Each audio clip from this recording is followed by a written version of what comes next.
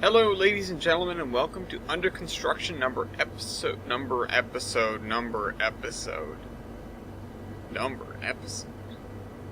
Welcome to Under Construction episode number 86. I am your host, Ellis, otherwise known as Trainman, or the Admiral. And this is the wonderful town of Mason Valley. I am on my own today, so unfortunately, for those who love having Madison on the show, you don't get her wonderful commentary. And as much as I love having Madison on the show, it's nice to take a break every once in a while so that I can get a little bit more done, because, I'm not gonna lie, I'm obviously a little bit distracted when she's on board. So, what the hell was that? I really don't need more text messages right now, because there's only like two places they're gonna come from, and that's my boss and the guy who's doing my mortgage. I mean,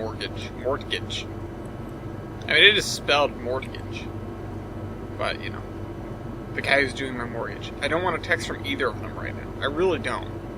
In fact, I would prefer to not get one from either of them. So, I am going to see that email, which is not from either of them, and then continue on with our work here, which I expect to get a couple of blocks here done fairly quickly.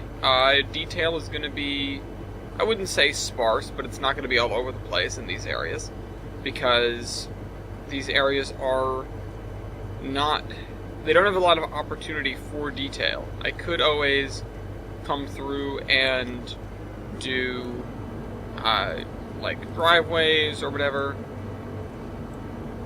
I'm not about to. I am going to do a gravel base around these buildings, a grass base around the houses, and add some fences and call it a day, really. That's all I want to get done with these areas today, so we can move on to the next areas. I am seriously putting off the canyon, RJ Canyon, over on the VMR, because I know that the VMR is, once we get that area done, which I feel like requires trees before I even do that, the VMR is going to come along probably in leaps and bounds as opposed to fits and starts. It's going to be huge once we actually start moving in this direction. So I'm hesitant because I know that this is the real bottleneck. This is the area that needs the most work and that needs it the most. Everything from scenery that we're doing here to industries to, well, you know, named things. I've been trying to get my, you know what I need to do, actually, as a matter of fact? Did I just do the thing I think I did? No, I didn't. Okay. I need to get rid of these. So, as nice as these signals are to have, they really don't belong here. And, in fact, they're just causing problems. So I need to get rid of them, and that'll be that. Also, these switches really shouldn't be lined into there for starters. Maybe this one. Although, also, why would you even build this track?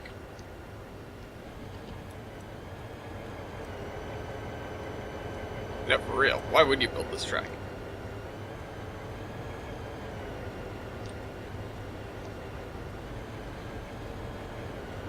This crossover should probably be the other way. If we're going to be honest about the arrangement of things in this area, this crossover should almost definitely be the other way. The only way this is useful is so that a train can use the station track for storage while it's switching these guys out. Or rather, a train can pull into the yard while this is getting switched out. Other than that, there's really no use for, there's certainly no use for this crossover.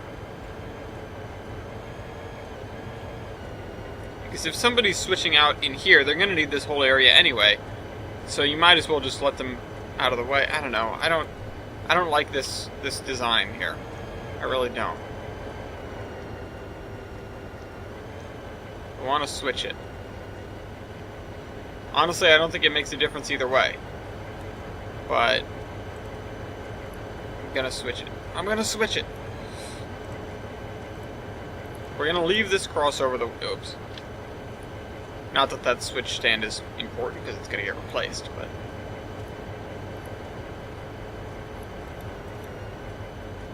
Let's try and keep these guys looking parallel. That does not look parallel to me. I do want to pull this way.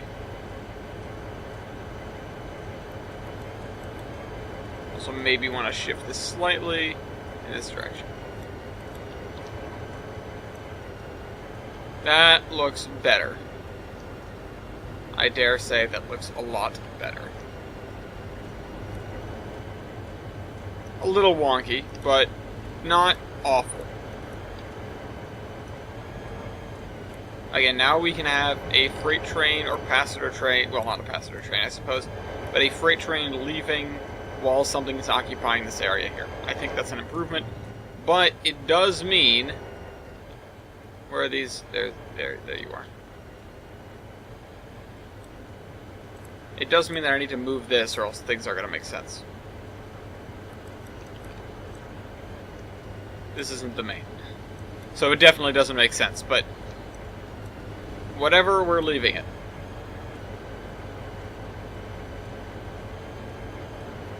Except now it doesn't work. Okay, so it definitely needs to be over here.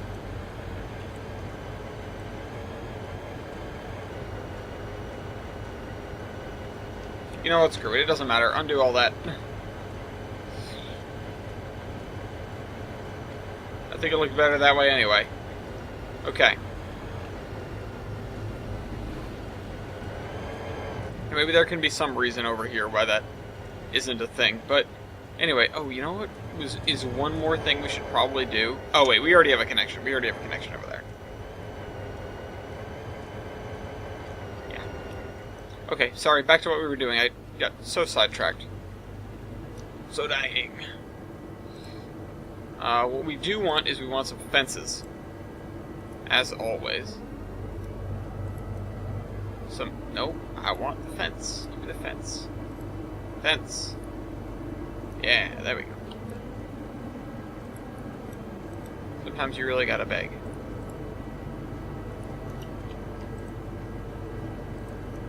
For what you want. And even then, you can't always get what you want. But if you try sometimes. You guys know the rest of the words. I'm not going to continue with that. I'm not going to make a fool of myself like I always do on this show. Alright, so here are our weird property lines ending over here. Why? Because I said so. Well, because this area has to be taken up by something.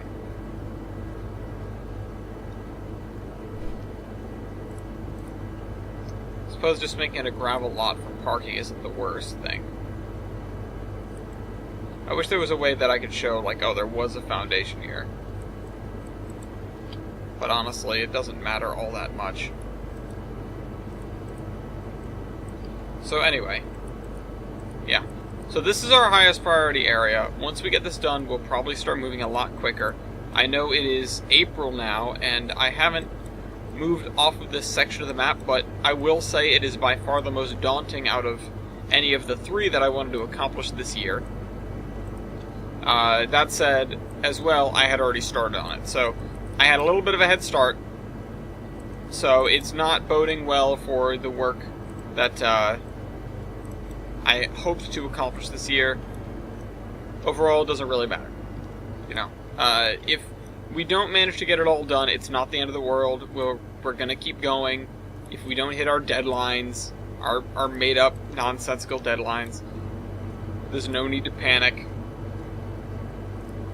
You know, this just... they are what they are, and if we meet them, we meet them, and if we don't meet them, we don't meet them. You know, that's really all there is to it. It's something that, you know, when we started out the year, it was like, oh, I'd like to get this done, and this done. This is the first thing, although it is admittedly probably the most complicated. It's certainly got the largest towns. In fact, I would stand to reason that yeah, this town is probably at least 2 or 3 times the size of Bellington. So this is, hands down, the largest town that we're going to build for the next while, as a matter of fact. So, we're doing pretty well, all things considered. And as we know, towns take up a lot of time. A lot of our time. Very, very much. Muchos timos. I need to speak in Spanish from time to time, or else the Duolingo bird will get me. Sorry, are those memes dying now? I feel like I witnessed the genesis of those memes, and, you know, their acknowledgement on April Fools with Duolingo. Honestly, it's been a wild ride, and I've never even used the app, but it's an amazing viral marketing campaign because I really want to learn another language through Duolingo now. I'm gonna be honest. It's taken me by storm, really, is what it's done.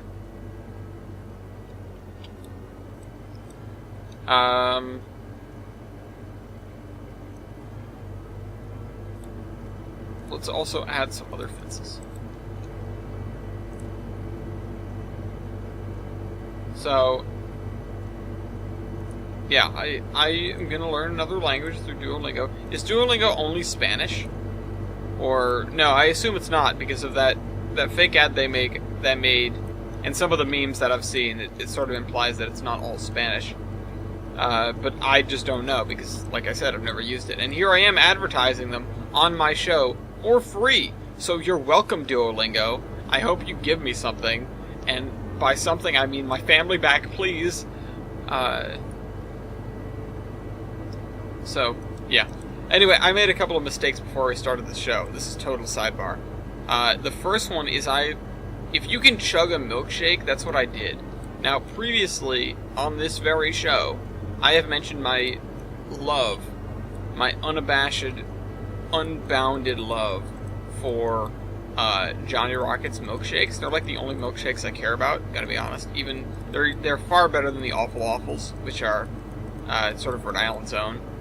And yes, I know they're called Awful Awfuls. It's because they're awful big and awful good.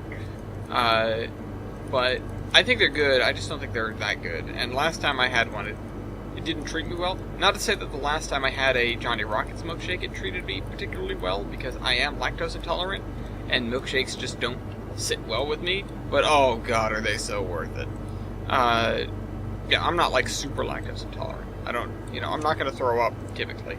I'm not gonna, like, physically reject them. I'm just gonna have sort of a rough time.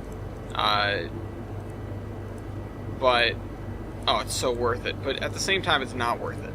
Now, I started this show without any water next to me, which was an oversight by yours truly, and I don't have Madison with me, so I don't have anyone to give me water. So, basically, I'm screwed without Madison, and that's just how it goes. That's just life. That's life itself, especially for me.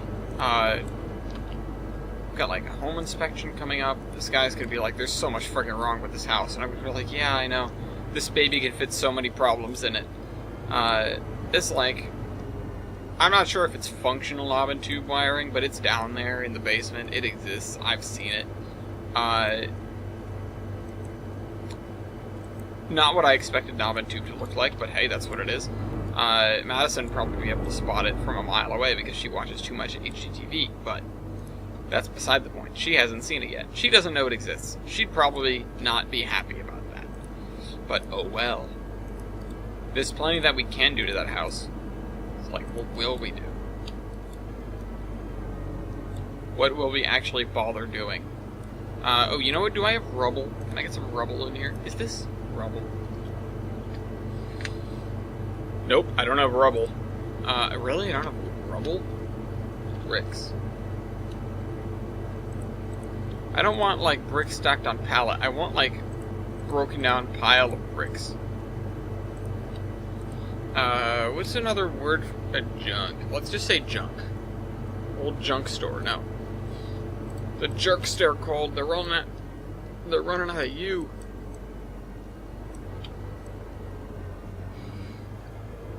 I mean, I could totally leave this like this, but I'm not gonna do that.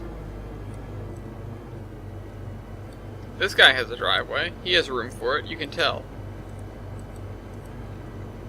Also, he has stairs on the side of his house. It'd be kind of weird if they didn't go to anything. Is that a door or a window? It's kind of a weird shaped window. Why is this window so small? Is that like the bathroom? We're getting a window into the floor plan of these houses.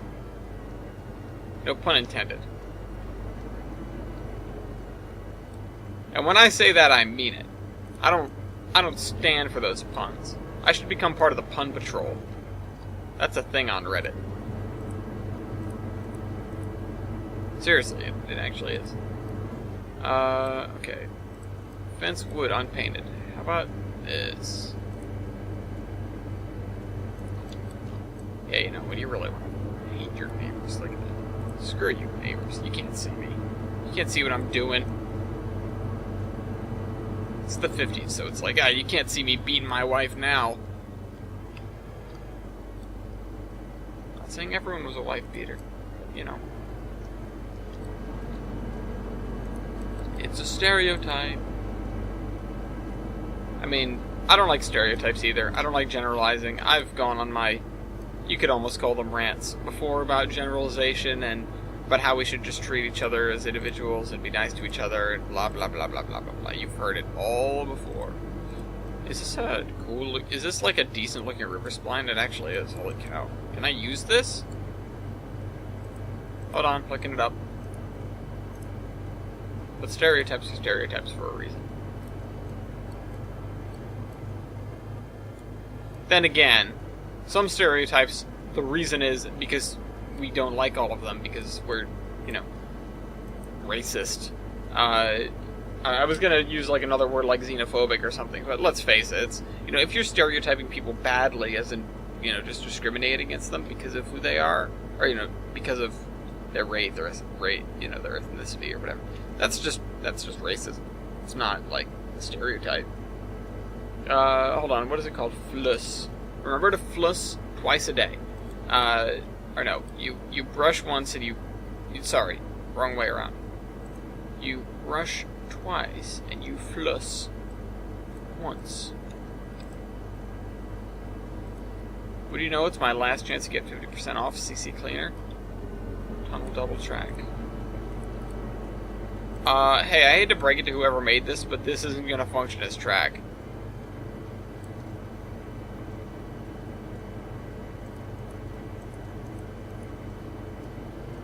Anyway. This might work better.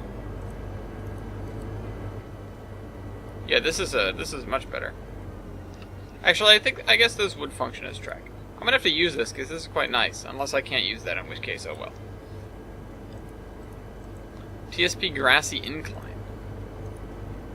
The hell? Am I just supposed to use this for... I don't know what the hell that's supposed to be for. Quayside platform. Tree stumps. Oh, a tree stump spline? Oh man, I could have used that out. You know where. No, I don't like it though. Yeah, I like what I used. I like what I did there. Treadway. Timber bridge. Some of this stuff is a little weird to have as splines. You know?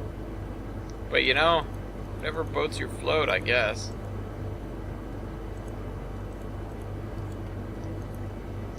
Oh, this is cool. Oh, wow. Oh, these are for... Oh, I see. Oh, this is gonna be awesome. I'm gonna have to use those later. I need older streetlights. Storage shed wall, stone wall, retaining wall, bigger retaining walls. Okay, no, but we need fence.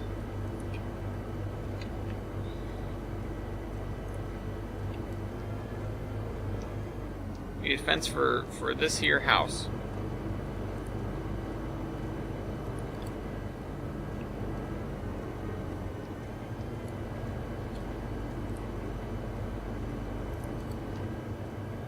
That's the wrong way.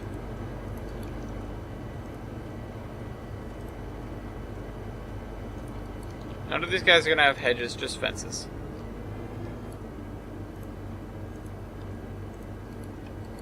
There's gonna be this guy. As long as this isn't a two-dimensional fence, I'll take it.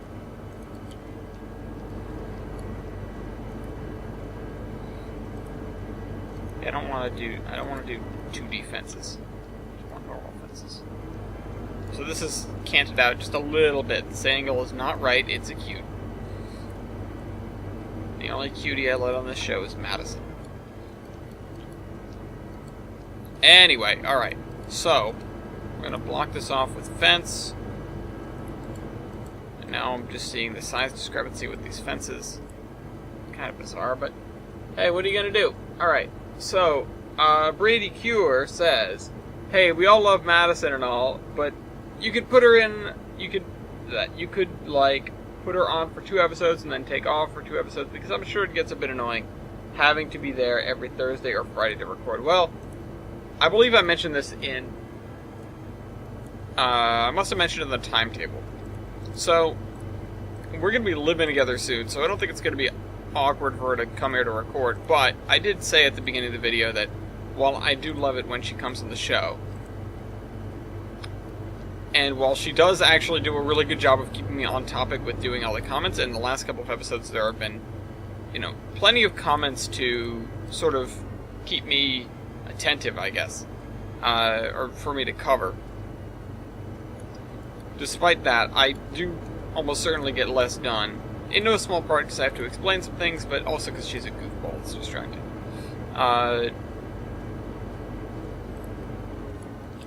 So,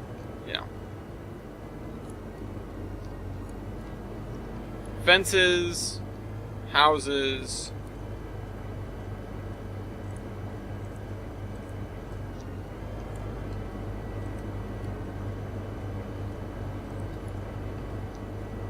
hover fence, get out of here. I'm gonna leave these 2 like they are, without a fence. Although maybe I will.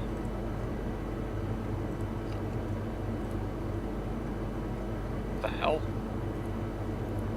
Maybe I'll just add chain link for this one. This guy's kind of thrifty. He doesn't want much fence. He just want to close his backyard off. Nobody here has a pool as well. Well, I would be surprised if anyone did in this area, to be honest.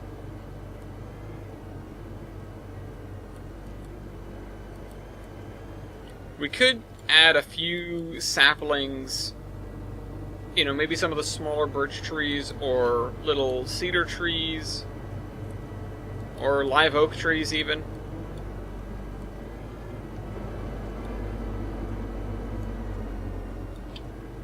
But I think this area is not going to be very tree-full because a lot of it was cleared and then rebuilt. Whereas the other trees were all planted. And all of they were planted decades ago after the storm. Probably 50 years ago now. Okay. So, what's next? Well, I guess we're just going to continue this way. That's one block done. Look how quickly that went. Things go really quick when you don't care about detail. I mean, honestly, I could just fill this all in with green and call it a day, but that's not going to fly for me. Yeah, so that, what I said to Brady Cure is absolutely true. I am going to be moving in with Madison at this new house in, a little over 10 days from this recording. It will almost certainly screw up video production in that week, and there probably won't be a War Chungus. That's probably the most imminent consequence. The server will probably go down for maybe a day or 2, tops. We're gonna try to get the stuff moved over, like the services and whatnot. I will have to call up Verizon and get that squared away, get ready for that move. And also I have to call up all the utilities, like, hey, don't shut this off. Which, I don't know how to do that, but I am going to have to go through that process, so I'm going to call up each one. Thankfully, there's one less to worry about, which is the, so, that house has, oh god, what do you call it? The house has oil heat, which, some people don't like, but some people don't like because oil is expensive, is why people don't like it. I'm not saying that, like, oh, well, some people just hate oil heat. No, oil's expensive, and, electric water heaters, I mean, as far as the environment's concerned, electric everything's the way to go.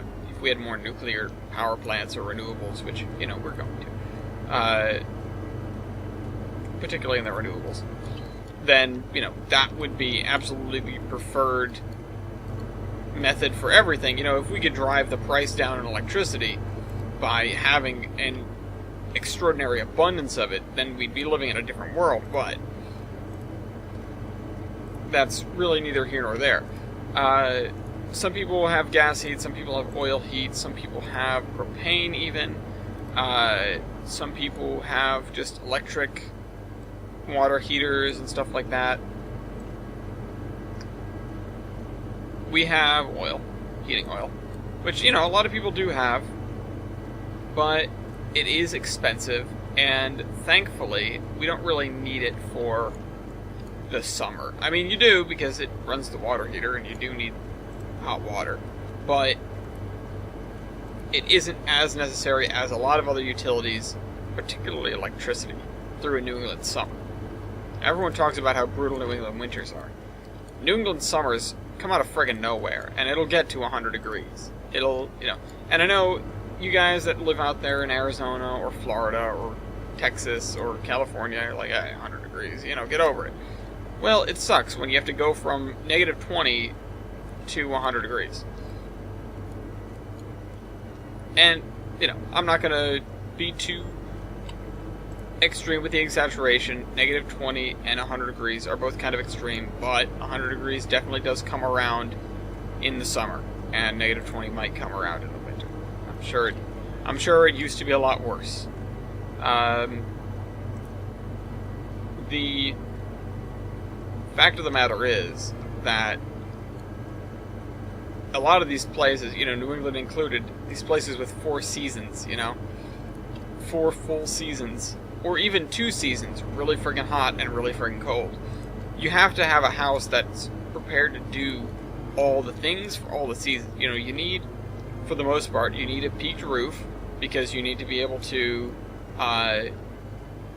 you need to be able to have the snow fall off of the roof.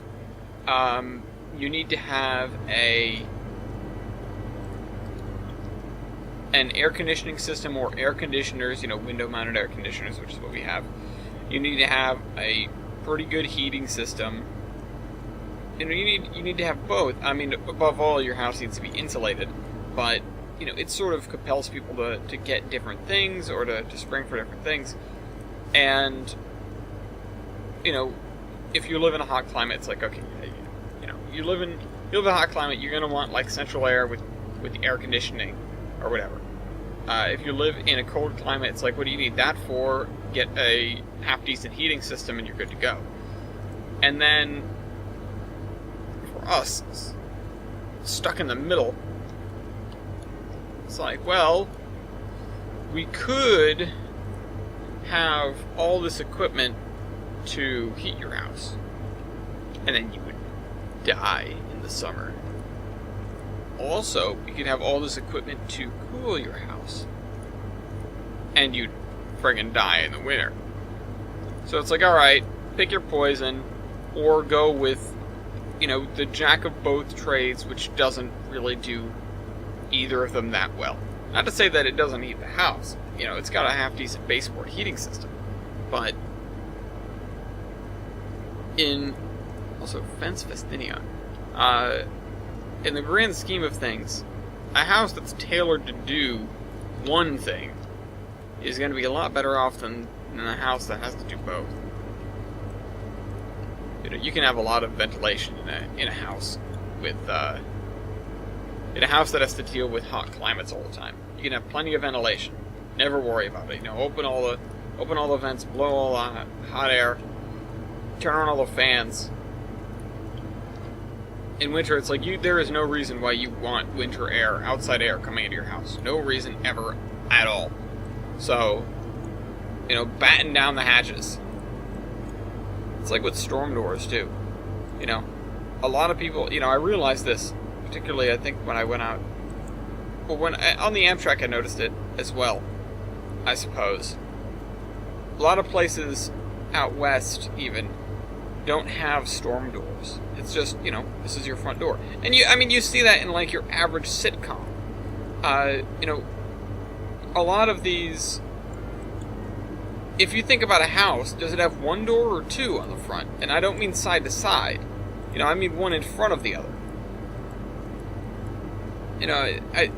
I feel like it doesn't cross most people's minds, but here, everyone has a storm door.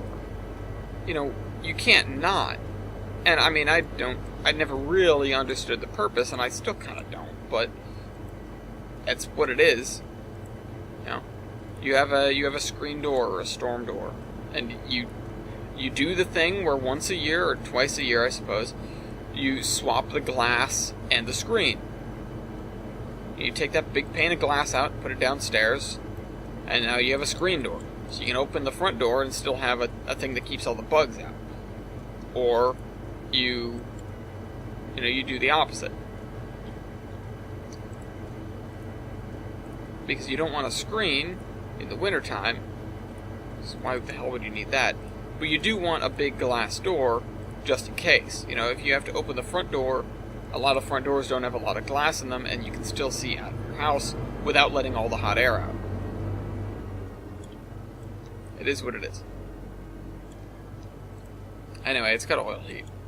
One of the things my dad said to me when we were going through all the stuff in the house, he's like, "You're gonna run out of oil. Everyone does it once." And I'm like, "Yeah, sure I will." But I know I will. I mean, the fact that I was even a little bit like, sure, right, I bet I will, then I know I have to now, because hubris doesn't play games. Also, this is awesome.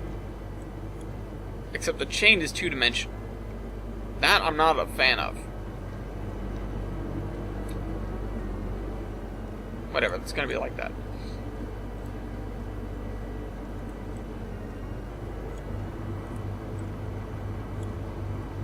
So,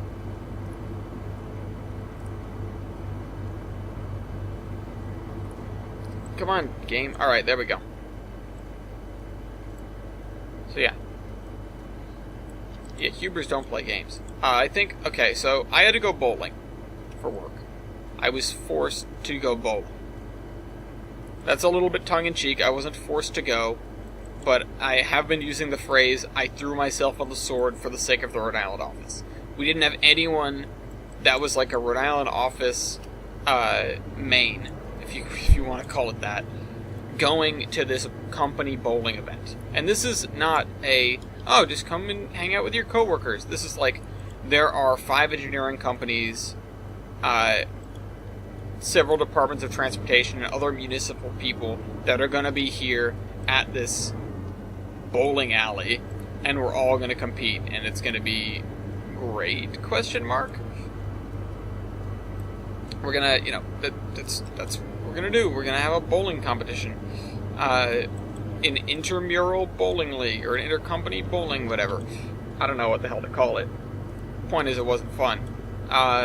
Because I cannot bowl for damn. I can't bowl for crap. I'm awful. Maybe 50% of my balls weren't gutter balls, and that, of course, means that the other 50% were gutter balls, and that's not good. And a lot of those, I just clipped 1 or 3 pins. I'm real bad, if you're not understanding the point that I'm trying to get across. I'm not good at bowling. And I tend to ascribe to, what's Jim Gaffigan's thing on bowling? It's like the last thing you do. It's like, oh, well, we could kill ourselves, or we could go bowling. And so I guess I picked up bowling. I mean, I didn't really have a choice, like I said. So I went bowling, and I sucked. And a lot of other people did suck. So we've been trying to get back in the grade. Not that this really has anything to do with anything, because I don't really think WSP's performance in bowling affects affects the way people look at the company. But I had to represent, first of all. But second of all, we've been trying to get back in Rideout's good graces. Not that we aren't, but we want more work from them. Everybody wants work from all these organizations. We want work from Rideout. So we have been trying to solicit work from them. Rideout was there. Rideout, this is the Rhode Island Department of Transportation, showed up with their own balls, their own shoes, and they played some serious game. And I didn't really watch because I didn't really want to see it, because I knew that we were getting thrashed by the Rhode Island Department of Transportation. The Rhode Island Department of effing bowling, I guess. Yeah, I mean, I don't know what more there is to say. They just came in, they were talking smack, they were all over us, and they stood up to that. I don't know if they won. I haven't been able to talk to... So, I was there with a couple of co-workers. One of whom was the person that... I won't say she dragged me there, but she was the one that sort of, pushed me into going. Or was like, hey, are you going bowling? And I wasn't gonna not say no, I guess. But, sure, I guess, I could have said no, but, I didn't. That was a mistake. I should have said no. Anyway, sorry. Distraction.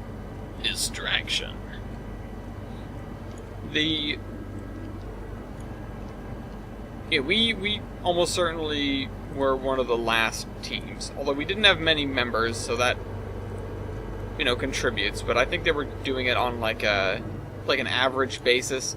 Your team got X number of points and had X players in it. Because all the teams were different sizes. We didn't have that many players.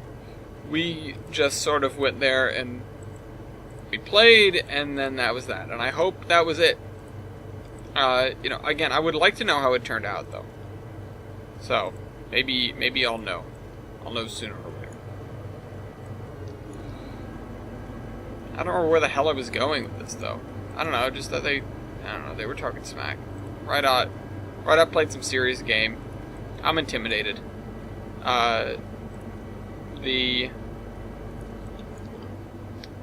event was over, finally. Okay, I went, I showed up, I bowled badly. I made an excuse to leave, and then I got the hell out of there. Didn't actually make an excuse. I did have to go, but, I got out of there, I went back to my house or whatever. I get into work the next day, and I'm like, alright, the bowling thing is done. I get an email that day about another bowling event, and I'm like, I'm just going to ignore this until somebody brings it up to me. There is nothing that can be said to me at this point in time that will make me want to bowl more.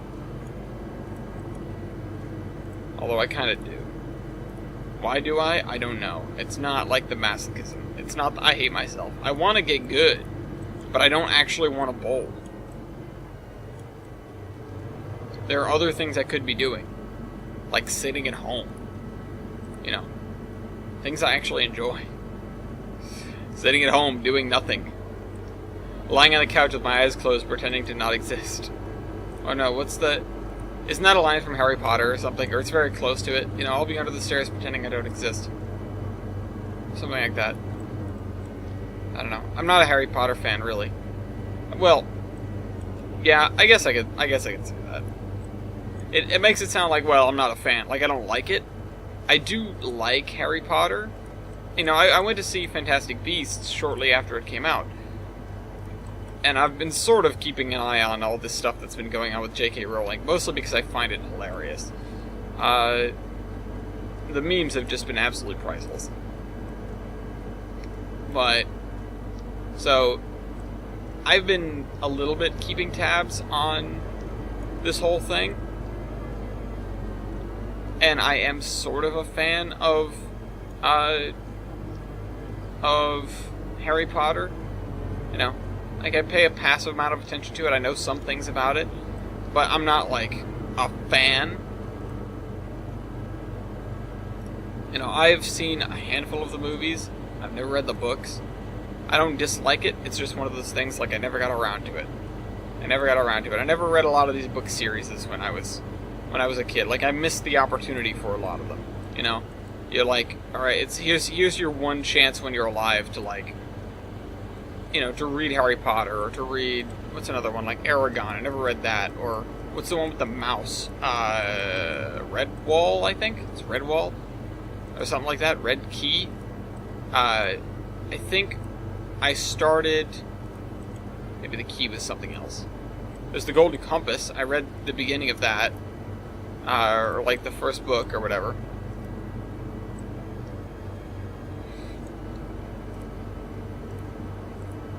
What else? What else did I read and what didn't I read? I read the Leviathan trilogy, but I was in high school by that point. That's a fantastic book series. I recommend it to everyone, especially if you're a fan of alternate history or World War I or like steampunk or diesel punk.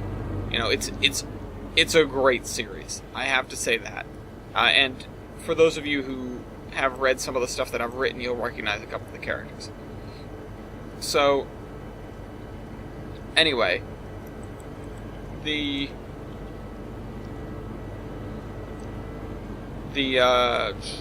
I missed the boat on a lot of that stuff. What else? What was another series I didn't read? I'm trying to come up with series that people liked that I never actually cared for or paid attention to. I didn't dislike them. I just didn't read them. 50 Shades. I didn't read that, you know. But, you know, I know it existed.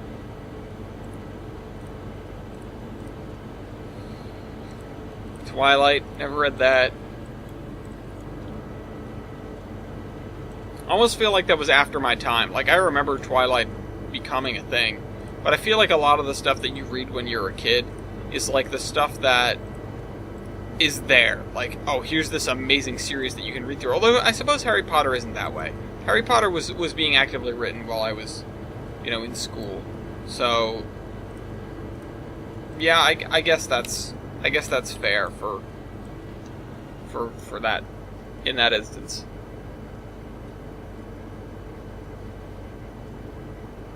I don't know. I have to think about it. What's another book series?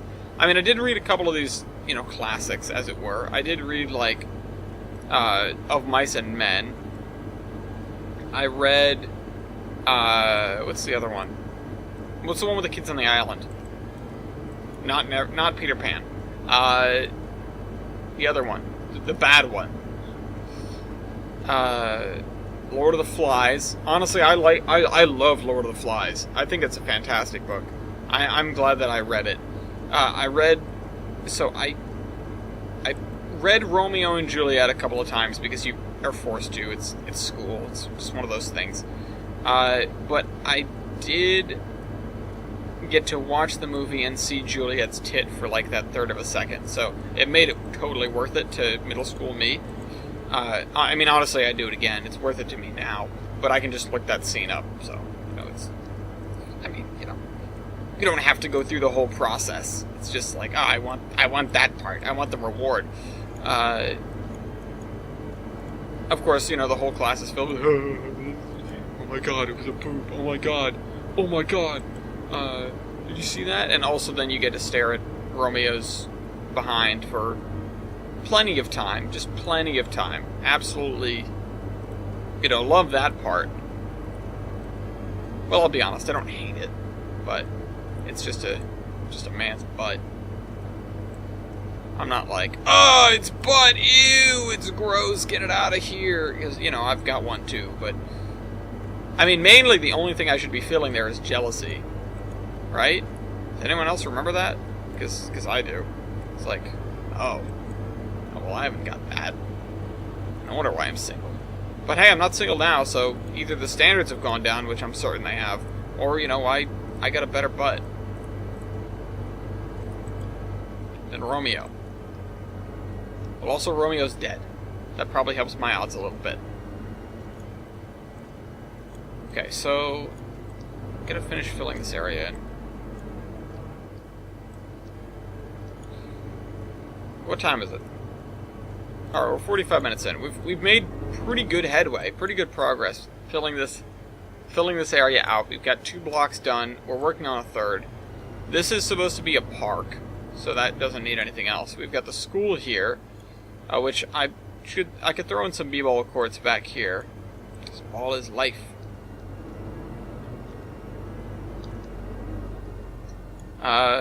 One thing I can start doing is adding... Oh, you know what? I want the thing, not the other thing. I really like how this beach came out, honestly. This is the kind of beach that you really don't go and hang out on. And also, I mean, it's right behind all the commercial buildings. I doubt there's anybody that really wants to go and hang out over there to begin with. Maybe if you go, like, up here, this area wouldn't be as polluted. Because most of the industry's here. But... okay, turn that down. I was going to do a higher radius, but...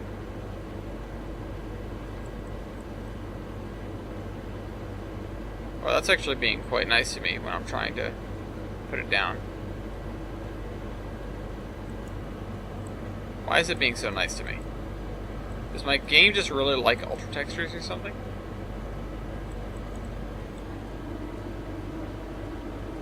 Yeah, normally it's much more of a pain in the butt when I'm trying to put down texture. This is kind of weird, actually. I'm not sure I like it. It's running too well. Is there like a door in the front of this? Yeah, there is.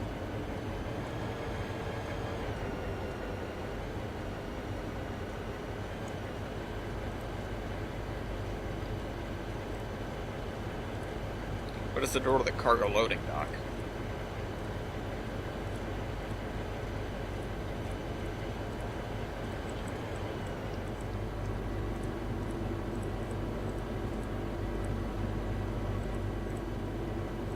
Alright. Combining all the different kinds of grass and dirt texture is really what's going to make this area look even half decent. And that is a key for making a lot of areas look decent, you know. I've talked a lot in the past about having a few things and sticking to them. And once you figure out how to get them to exist side by side and still look good, then you've really got something. You'll do a lot better with that. A route, if you're going for a big route, in particular, a route should be fewer one-off, extremely high detail spots, and more combinations of the things that you know how to do for certain and you know how to do very well.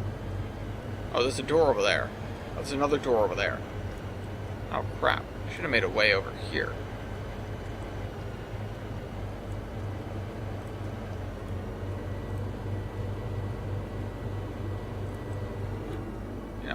So I'm jumping back and forth between a few textures, a few areas, nothing crazy, nothing flashy, just the things that I know how to do and the things that I know how to do. So it's, you know, I mean, it is what it is when it comes to getting this stuff done. Because, you know, sometimes you just might not know exactly what to do, or you've reached an area where your regular stuff doesn't really help. It doesn't really make a difference or change things. But on the whole, or, you know, it doesn't fit, I should say. Your regular, whatever you know how to do, doesn't fit the area. Oh, is this area like a 10 meter grid or something? It feels like it's a 5 meter grid, but it might be a 10 meter. Ah, it is. I knew it.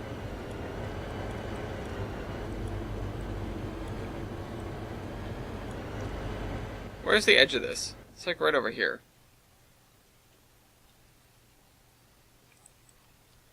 What about over here? What about this? Are you?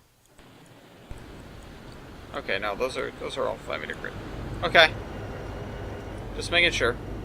That's why it was running so well. Anyway. Yeah. Figure out what you know how to do. Or learn a few important techniques, or a few techniques that you like, that give you results that you approve of. Because, of course, you're the QCer of your own route, really. I can always review things, but I'm not going to say, well, change this, change this, change this, and this is how you do this, this, this, and this. You could always ask me how to do a certain thing, and I'll do my best to emulate it, but, you know, for the most part, if you're asking me, like, hey, how do I design a thing that does this? I'm probably going to be like, I don't know, just however you do, I guess. Although, I did have a breakthrough the other day, which is that crossing down the way, that one that I've pointed out multiple times, because it's been such a pain in my beautiful Romeo butt. Is this hovering? God damn it. How did I not notice that until now? This building's been here forever.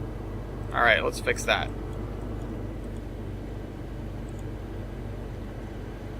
I could just sink the building a little bit. No, I'm not gonna do that. Not right now. Okay.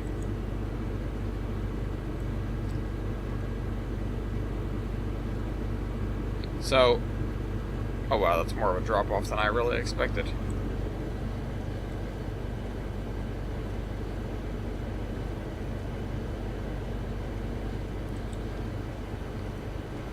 Yeah, so that ATLS crossing between the railroad tracks, the tram tracks, and the road, it's the first crossing that's outside of the city limits of Mason's Landing, over at the north end of the valley line up that way.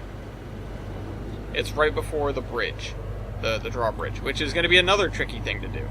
But, hey, it is what it is. I think we're going to have a dockside here, but it's not going to be a functional one.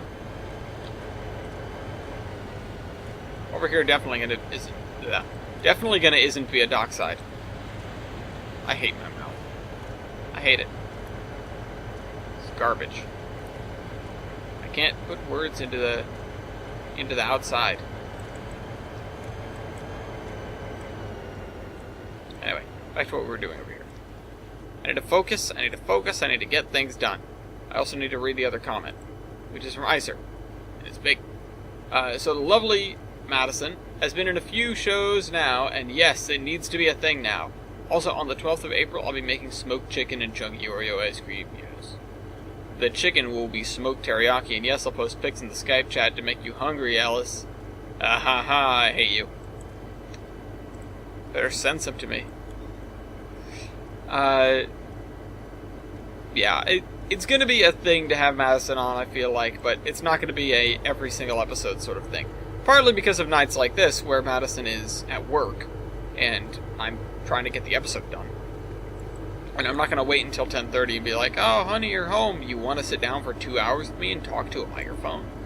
I know that's what you love to do when you get home. And she's going to be like, no, I have a headache. Leave me alone. I'm going to sleep. Be like, but I waited for you. And then she's going to feel bad, and then I'm going to feel bad, and then it's going to be a disaster, and we're going to break up, and the house is going to burn down on its own accord. Definitely not for insurance money.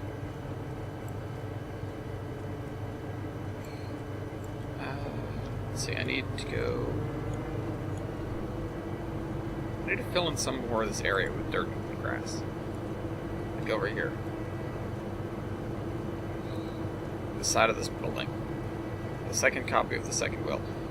I introduced Madison to the Grand Budapest Hotel, which is like my favorite introductory film for Wes Anderson, and it's my favorite film of his, mainly because it's a lot more accessible than some of his films. It's one of the most Wes Anderson-y films, because there really isn't another way to describe the guy and his style. But at the same time, it's set up and runs very much like a normal film.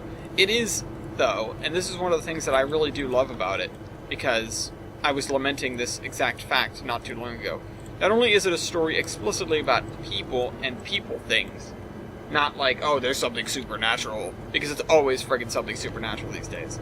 Or, superheroes, or aliens, or, something. It's always something. You can't write a normal story about normal people anymore, and I think that's what tickled me a lot about Game Night as well. For the record, Game Night is like a sleeper film. I had wicked low expectations going into that movie, and I was like, well, I hope it's not terrible. That was sort of my thought. Like, I hope it's not terrible. And Madison and I cracked up. It's funny. It's a good movie. I would totally watch it again, honestly. And I don't normally say that about a lot of things.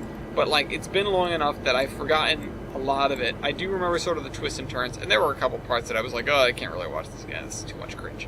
But honestly, it's funny. It's funny, because I don't remember how a lot of it's resolved. It's got a lot of twists and turns for just normal people movie. But anyway, speaking of twists and turns, back to the Grand Budapest Hotel. So, for those who are not familiar with Wes Anderson, he is a director, a filmmaker, who, and also a writer, I believe. You know, he does a lot of the stuff for his films. They are Wes Anderson films, first and foremost. And I can't really properly explain it, and in trying to explain it to Madison, I failed miserably, and she was like, that doesn't sound interesting to me. And I was like, just watch it. So we watched it. She can describe it on her own, but she's like, I'm not sure about that movie. Like, it's a very, almost like an off-putting film. And don't let that stop you from seeing it, because I do recommend that it be seen. It is really a truly enjoyable film. It gets better almost every time you watch it, because you'll notice more things. And in doing some research after we'd watched the film, I found out more things that I didn't know. For example, there's a scene in a prison, and one of the guys has these, he's covered in tattoos, and the tattoos don't look too great. They look like they're sort of drawn like by a kindergartner almost. They're not very well designed. They're not artistic, really. And so it's like how, like this guy is covered in like bad tattoos. But they're staging a breakout attempt of the prison, and the guy has hand-drawn a gorgeous map of the prison. And I'm serious, like, outside and in, it looks like an architectural drawing. Of course, he didn't actually draw it because it's a film, but, the joke is, as you might have already deduced, that the character, drew this incredible map of the prison that they're in, but his tattoos all look like garbage. They look like child's play. So, yeah, that's just one of the things you pick up on. It's almost like Airplane in that regard. One of the last things I ever noticed about Airplane, and I just haven't rewatched it, so I haven't noticed more, is that for the entire film, the sounds are as if it was a propeller plane. For the entire film, and it's so easy to miss. You don't even think about it. It's not consciously in your brain. But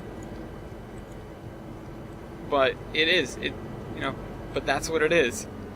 It's just one of those things. Anyway. Yeah, so I kept noticing things about Grand Budapest Hotel. Here's the other thing that really tickles me about the film. And it doesn't even appear like it at first. It's really... It almost sneaks up on you in the end.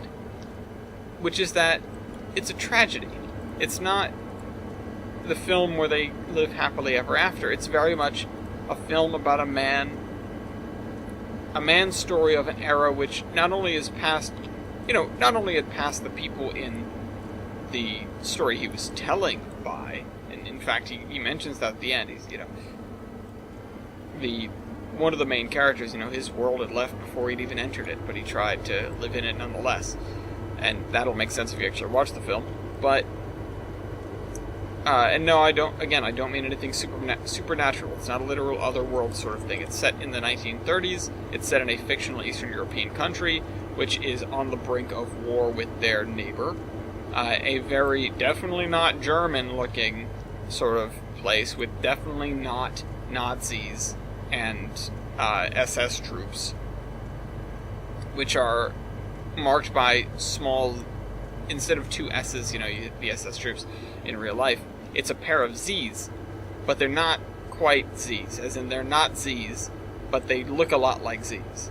And that's another thing I didn't get until I looked it up afterwards. Oh, they're not Z's, but they're very close. And I think they're called like the Zigzag Division in the film. Anyway. I'm getting so off track. I have not been able to put a coherent explanation together about what this film actually is yet. And I'm just going down rabbit holes about it. And I'm really not sure how to describe it. It's, it is a story within a story within a story. It opens on a girl who is going to visit the grave of this author. And she hangs a set of keys on the grave, possibly in reference to the Grand Budapest itself being a hotel, and having all the keys hanging behind the counter. But I'm not totally certain if that's, if that is what I think it is, or if it's actually a reference to something else that I just don't get. But she hangs a set of keys on the thing, and then she opens the book to read it, and we basically go into the book. And in the book, the author is talking about, this was my experience at the Grand Budapest Hotel 20 years ago, or whatever. And so then time skips back again to him when he was a young man, or not a young man, but 20 years younger, I suppose. And there he runs into the aged owner of the hotel. His name is Zero. And then they start to have a conversation, and then it jumps back to when that owner was a young man himself. And that's when the story really begins. So it's a story told from the perspective of a girl reading a book of the author's experiences when he was younger. This conversation... No. How the hell do I put this together? She's reading a book in which the author recalls when he was younger a conversation he had with Zero about when he was younger and the Grand Budapest Hotel. Okay. And, that story within a story within a story is literally just... It doesn't really have any... it doesn't have any impact on the actual story itself. Although, you can maybe hand-wave away some of the funny embellishments. For example, one of the characters, the head of the hotel in the main story, I guess. So the way back, the third nested story, will give these long speeches or read long poems at a... What do you call those things? They're about to be added to Minecraft. What are they friggin' called? Like a podium sort of thing. A lectern. That has the symbol of the hotel on the front, and he'll read these long poems to everyone, to the hotel staff while they're trying to eat dinner. And while he's in prison, they have him, he sends a letter to the hotel staff saying that he's watching them, even far away, and that they need to attend to the needs of the customers at the hotel, and blah, blah, blah, or the patrons, I suppose. And so to be ever vigilant, and if, anything goes wrong, he will find out about it when he gets back. So, that's one of the things, but he gives that speech and then starts to read the poetry, but it's a letter that he sent in, of course, and is being read by Zero to the rest of the hotel staff. Except, in him reading the letter, it shows Gustav H, I think. Is it Gustav H? Anyway. He gives the letter, or, it shows him standing at a lectern at the prison, surrounded by all the guards and prisoners, giving this speech about being good to the customers of the hotel. It's just so weird. It's so bizarre and yet delightful, and like I said, it's one of Wes Anderson's most accessible films. Just like I don't know what I watched, and again, it's just bizarre. It's just bizarre, and you find yourself, and this is my opinion. It's not my words, but it is my opinion. You find yourself rewatching the film just to live in the era, or just to revisit the time when everything was wonderful, in that golden age of the Grand Budapest Hotel, before everything else went down. These wonderful years of Zero's life. I feel bad just saying it. I really do. I wish I could just take a break and just lie down and just be like, okay. Like, that's that. Also, we need to take it out of the Xbox and bring it back to the place, because I have it rented from the library here in town, and I need to give it back. As much as I don't want to, I would love to own that film. Anyway. Look at this area. Look how good this looks. Okay, it doesn't look great, but it looks good.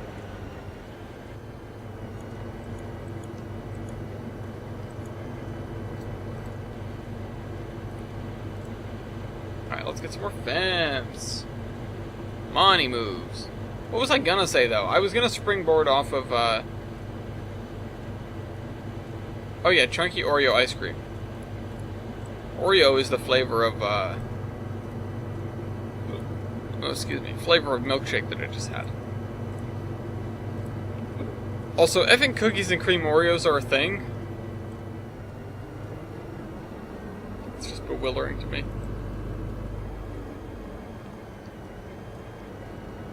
God, I just want to repeat what I said about Zero and the good times, and just go sit down and cry for a little while, and then come back and finish the show. It's so heart-wrenching, and again, it just comes out of nowhere. Everything seems wonderful at the end of the film, and it's like, I guess that's true. And it's not like they don't allude to it. It's not like, it's not as if it truly comes out of nowhere, but a lot of it does. A lot of it feels like it does. Because when you're coming to the end of a film, especially a modern film, this isn't Titus Andronicus. You don't watch all the chaos go down and go, well, this is gonna end badly. You sort of look at it and go, oh yeah, look at these misadventures they're getting up to. How funny is that? And then stuff happens.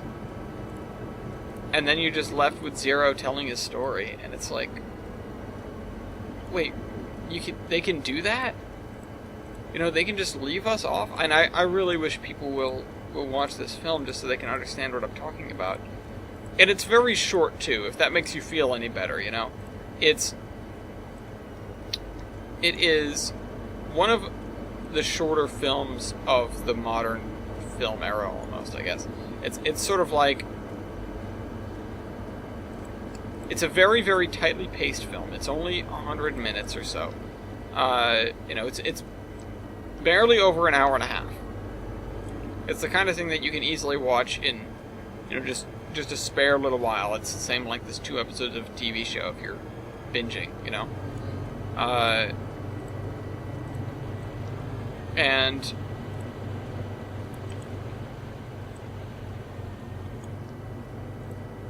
And it just has such an amazing story to it. And I can't ever stop myself from coming back to it, and really I just wish there was more. But it's not the kind of film that you can ever make a sequel to. It ties itself up in a knot, in a bow, and presents itself to you, the whole thing, without any, basically without any room for alteration. There isn't more in there. I think that's another really good thing that the film does. Is it doesn't leave any loose ends, as horrible as it is. It doesn't. They're just all tied up. It starts off with a relatively normal situation, and it ends with a relatively nominal situation, I suppose is the right word, where things aren't bound to change. You know, there's no big evil overlord, although, of course, there is the invasion that's occurring, but, you know, you come out the other side. You know, and it just wouldn't be... I mean, I'll say it, I don't think it would be entertaining to see everything that happens with Zero in between with the hotel. It's just, what story can you tell there? You know, to include anything else really heavily substantial would undermine the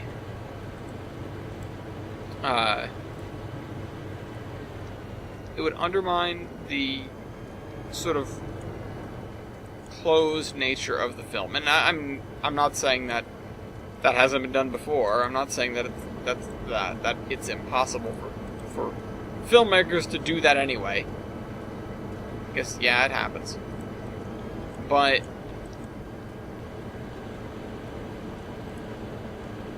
I mean, you just can't. And Wes Anderson, that's for sure. I don't think Wes Anderson's made a sequel to any of his movies. They're just one-off pieces. And they tell gorgeous stories. Sometimes they're a little esoteric. Sometimes they're a little out there. And I'm not saying that Grand Budapest Hotel isn't out there to an extent. But there are many more out there films of his, including a crowd favorite, which is Life Aquatic, which is the first film that I ever saw of his. And that is just kind of weird. Like, it's supposed to be funny, you know, it's supposed to be a comedy, but it's really not that comedic. Everything just sort of happens. It's not slapstick. The humor that's there is very dry, and it's almost like an ironic sort of humor. And it's not a bad movie by any means, but I just don't feel like it's that accessible. It's very easy to watch the movie and go, well, what the hell was that? I mean, and not even with, like, the Grand Budapest, like, what? Like, what? But like like, what? Like, just sort of a confused, like, I guess I didn't get it sort of feeling. And, like, I saw it when I was a kid.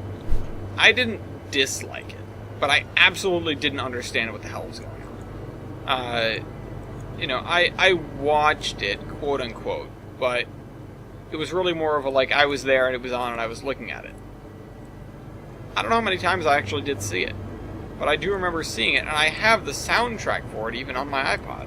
So, you know, I like the movie, I guess, but I'm not sure if I watch it again if I'll have the same reaction, especially if I'm paying attention this time.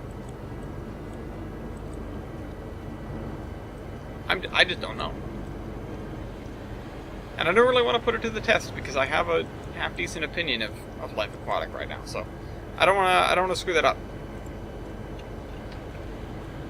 But that's another one that a lot of people know. Another one is Royal Tenenbaums, or Rushmore, or Darjeeling Express, or Darjeeling Express? Is it Darjeeling Express? I think it might be that. Darjeeling Limited. Darjeeling Limited is what it is.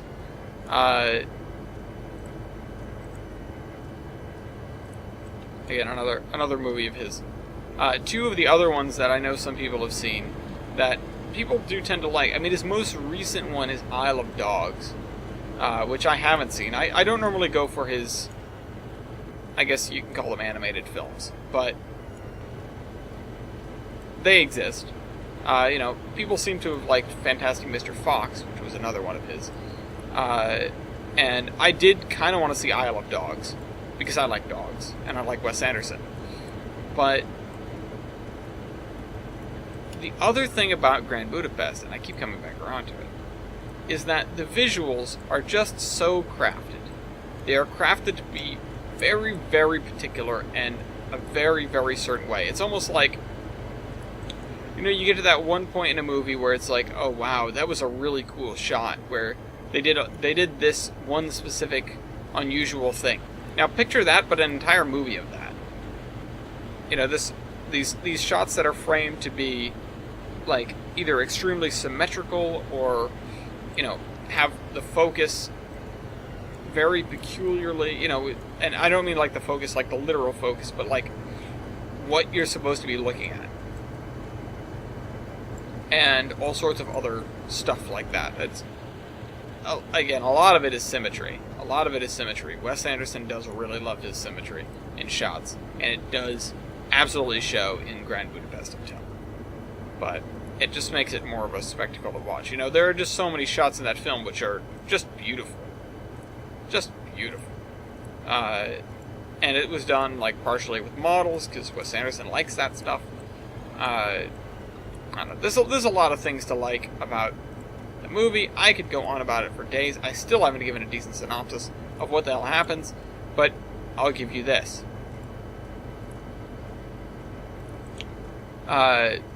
Zero Mustafa is a refugee, an immigrant, I suppose you'd call him, although that doesn't really matter to the story, who has just started work at the Grand Budapest Hotel as a lobby boy.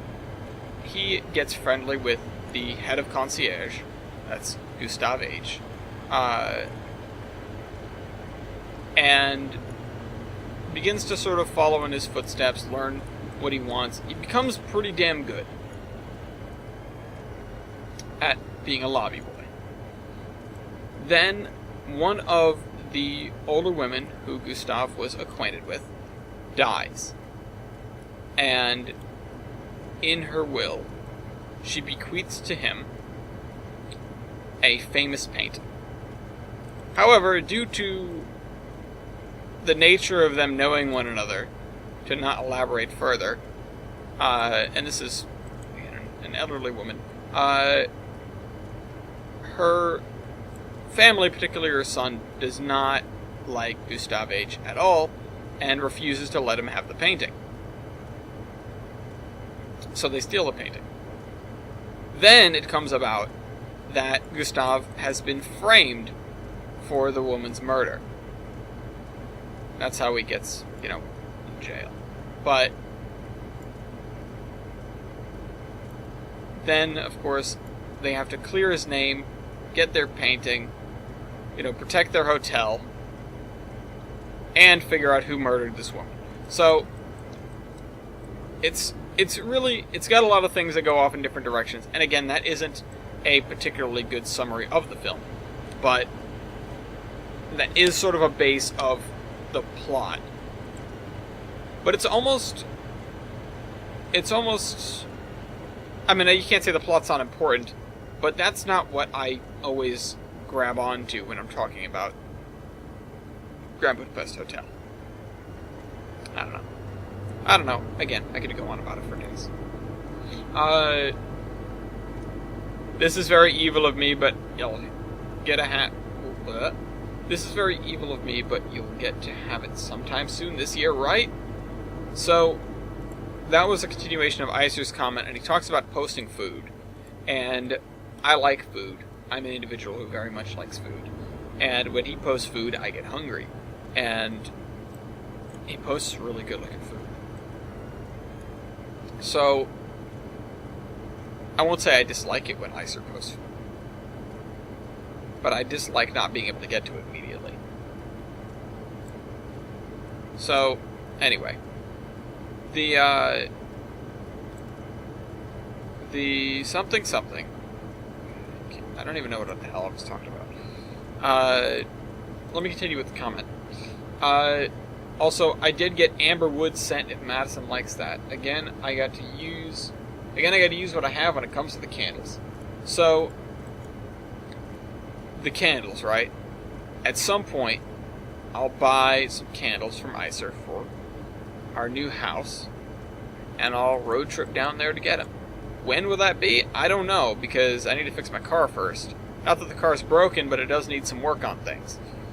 Going up to New Hampshire is going to be quite a trek for it, and it's going to be a little bit of a test, but when we get back, I am going to try to get it over to my mechanic, Tony, as soon as possible. And in return, I'll be getting back my other car, which I need to get insurance for. This is not the kind of thing where I can now take that car instead and drive it all over the place. I'm going to have to wait on driving that car much of anywhere, or rather, I'm going to have to wait on going anywhere because that car is not to be driven very far. It is an antique, it will be plated as an antique, and as such, it can only be driven to and from shows and the like. So, it sort of limits my mobility. I will probably drive it to and from work, because work is 5 minutes away, although I will be moving, so it'll be a little bit farther, so that doesn't really help me. What I might do instead is just sit on this whole situation, and instead of actually doing anything about it immediately, I will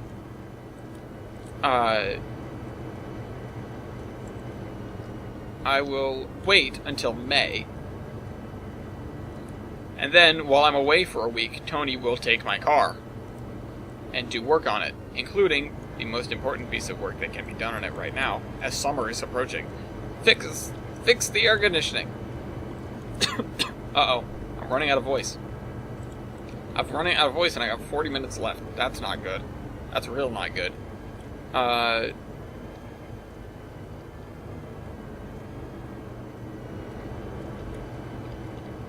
What am I using this for? About a wall. 6-foot brick wall.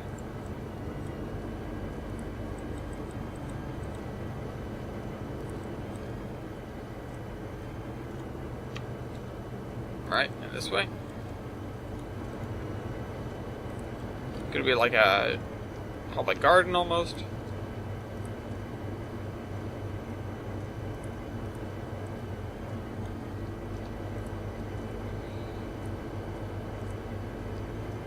Could we have like a stable here? I think I'll do that.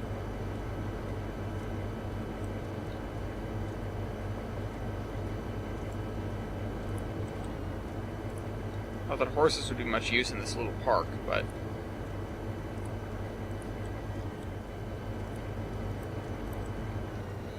Okay.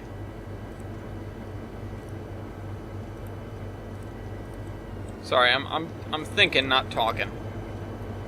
I apologize for not being interesting with what I was trying to say. I went off on Grand Budapest Hotel for like 20 minutes, and now I'm running out of things to say. Not about that film, though. Always have things to say about that film. Hopefully I'll be able to watch it in May while I'm away. And Madison will have to hold down the house herself, and she'll have to make this video herself. Just kidding, that won't happen.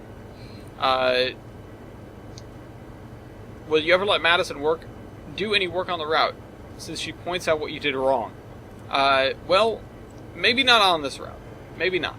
I could go back and forth on that for a while, but mainly this is supposed to be my project. It's not like well, I wouldn't trust her because she'd mess things up, because if I'm letting her do work on the route, it would mean that I've, sort of trained her and seen what she can do and gotten her to a point where she can make half-decent looking stuff.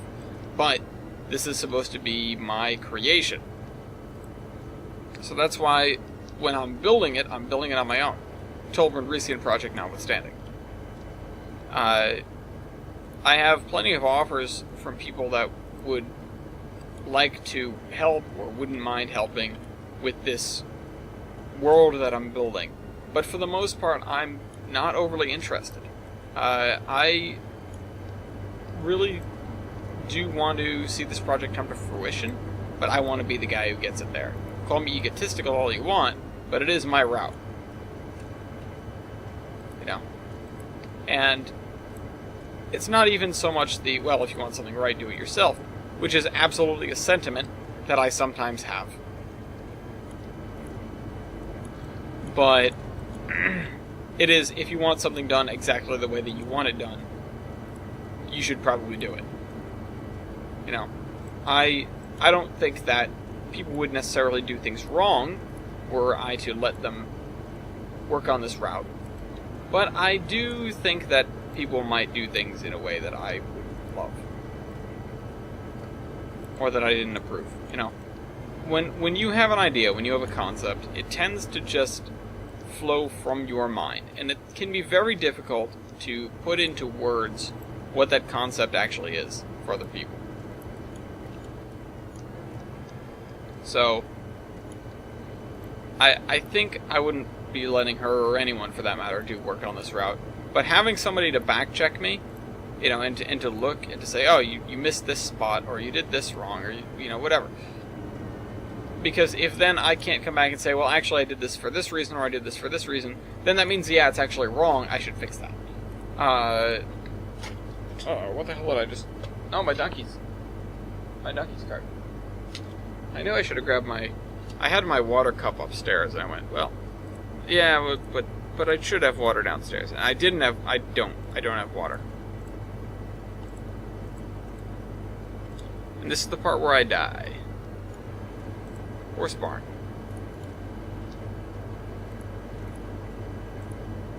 Mail pouch barn.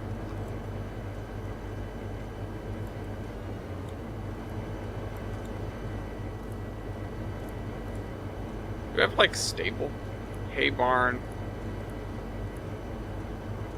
I mean, I guess I do have horse barn.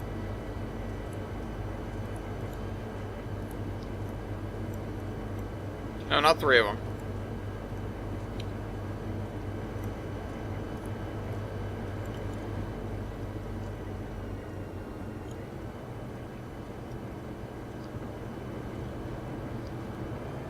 Okay. We have this big park. Now what?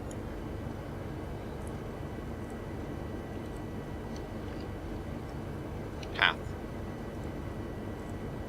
I don't want a wooden footpath. I want like a dirt track. Yeah, but bigger.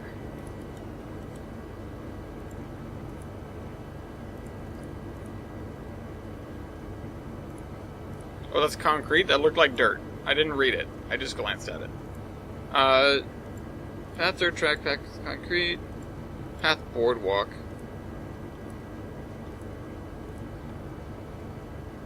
Actually, you know what? Maybe I could do some concrete paths here.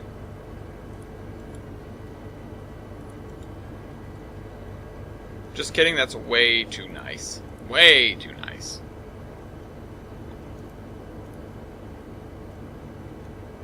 This side maybe don't mind. I was holding shift.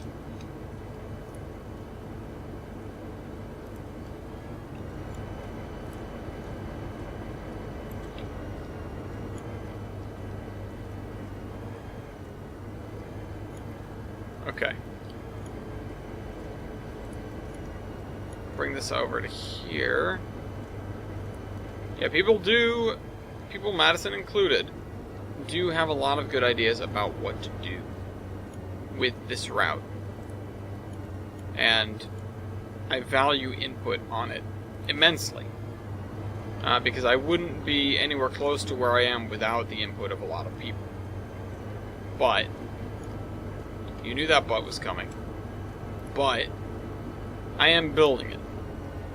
This is something that I've had in the back of my head, and if I were to hand the route off, not only would I be concerned about somebody screwing up, then what would I do? You know? Okay, now I don't have the route, so I guess I'm just gonna wait here while somebody works on it, and then gets back to me. Yeah,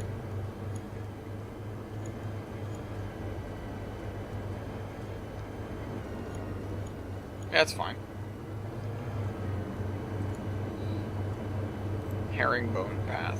What is this? Oh, okay, right. Sleepers. Footpath. That doesn't look good at all.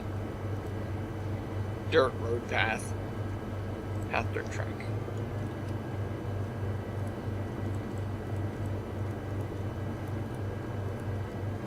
Back to that corner. You know, we could have a little playground in here. That'd be cool. That'd be nice. having her on to keep it tapped on me. Remember, Ellis, that you can use the Pro track from the DLS instead of moving switch points like the Tane track. Oh, does it, eh? Do I have any of that? Let's see. I have procedural track. I assume that's what you meant by Pro track. Not like a protractor.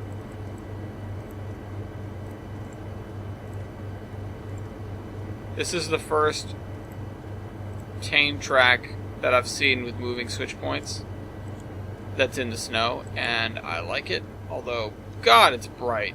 That doesn't look like snow. That looks like frickin' you just got rid of all the color. Oh, this is light snow. It looks the same. What the hell's the difference? Also, why are the fish plates floating in midair? Tide plates and the frogs. Everything's hovering. What the hell? What's the difference between light snow? Okay, I see. One is even wider. Ah, my eyes.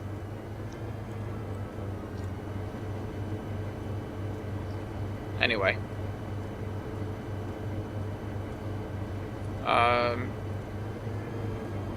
That's just gonna go back that way. I think I'm going to need not a Brussels sprout spline. That's what we need. That's what we need. Brussels sprouts. I don't remember Kids Next Door. I just remember there being an episode where they had to go into one of the kids and get a Brussels sprout out. I had never had Brussels sprouts. I still haven't had Brussels sprouts. I probably don't want them. Or, I know I don't want them, but for no good reason. The reason is 100% because of a television show. I don't even know if I'd like them or not. I mean, hell, I don't even really know what they are. Well, there's some kind of green.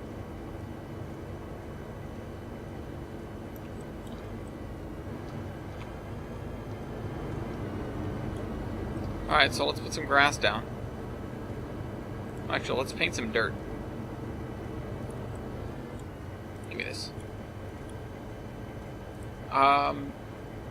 Also, will you play any survival type of games? Survival type of games. I play Minecraft. Like Scum, or a new one out there, Outlaw of the Old West. Both games are on Steam too, and don't cost a lot either. I'm sure your computer can handle both just as fine as well.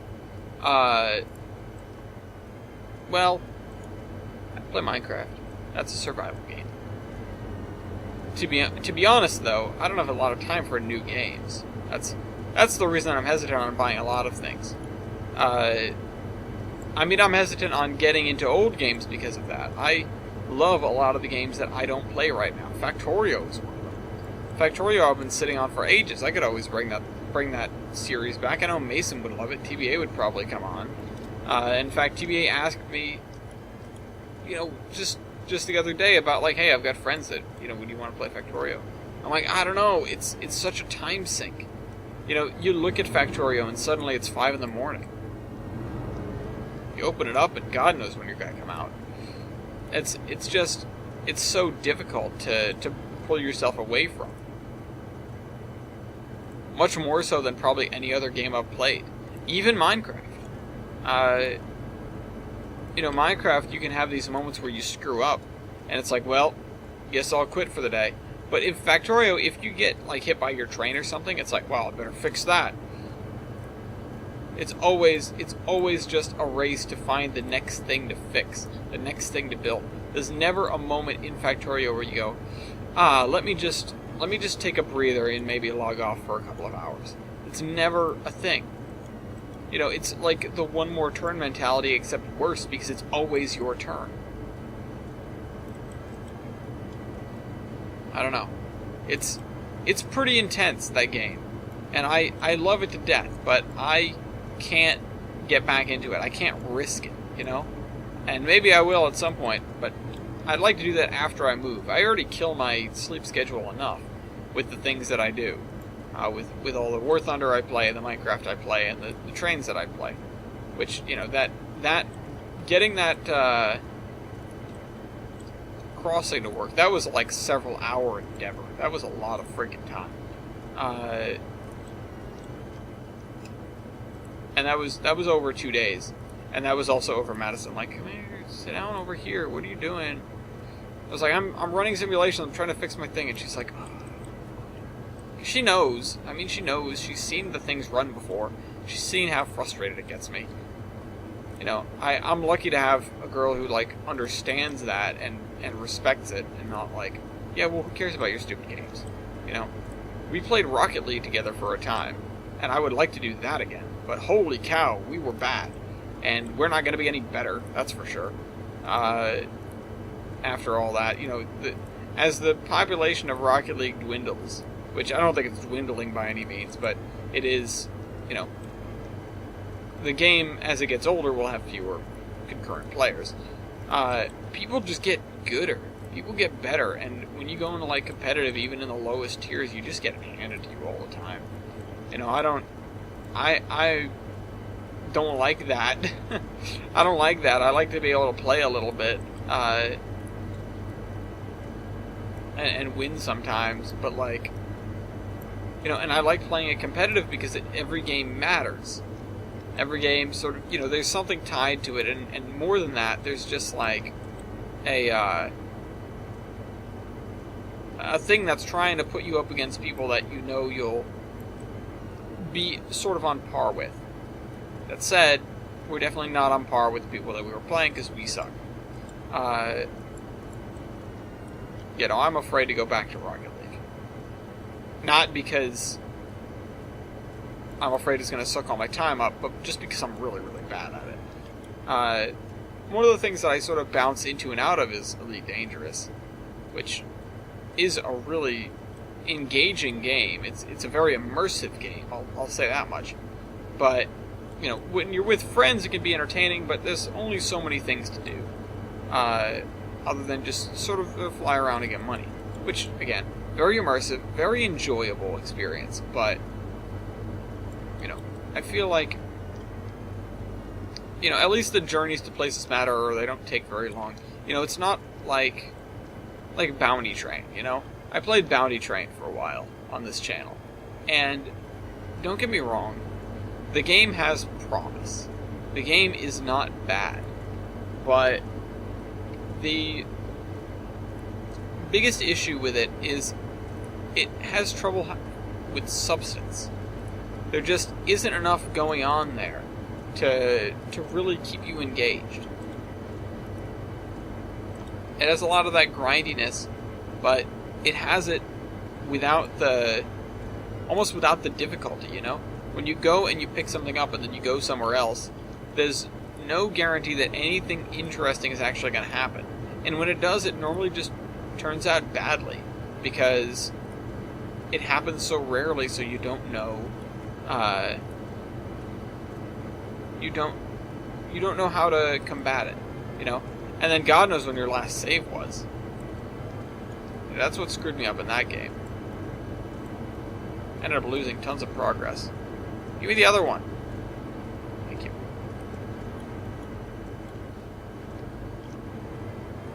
Ended up losing tons of progress, and I haven't gone back to it. I would assert that I rarely rage quit games, but I will sometimes do like well, never mind, sort of quit. If you call that rage quit, you call that rage quit. I wouldn't necessarily disagree with you. I just feel like the hallmark of a real rage quit is like, oh, god damn it, chuck the controller across the room, or, cursing at the game. It's like, I'm never going to play this again, and angrily uninstall it. It's not something that I do. I find it very unbecoming, and I really do try to do my best not only to keep playing a game, even if I'm a little bit frustrated with it, but to find other people that are upset with it and trying to get them to calm down. Because, let's face it, especially in an online game, you want the community to be a good community, and you don't want to be the thing that's bringing it down. Every person in an online game is a real person. They've got emotions, they've got feelings, they've got, you know, things that led them to where they are and things that made them who they are. And, you know, we have to sort of acknowledge and respect that in order to have half-decent communities. And it's so easy to just turn your enemy into a nameless, faceless monster. It is not hard. Just be like, well, they're on the other team, I hate them, they suck. Or they're on my team and they're bad, I hate them, they're awful. You know, they deserve to die. Or whatever. You know, whatever, insert extreme idea about, you know, extreme angry teammateage here. But, you know, it is what it is. Try to be a good person in online games, you know? It's called Cabbage Ground.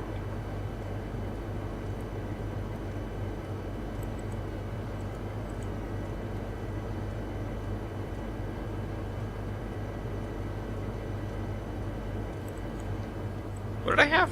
I had like Brussels sprouts line or something. Do I have a cabbage line? Holy crap, I do.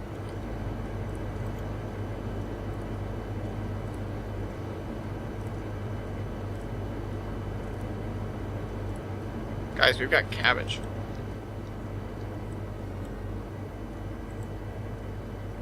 Holy cow, this is bigger cabbage. Oh my god. Mega cabbage.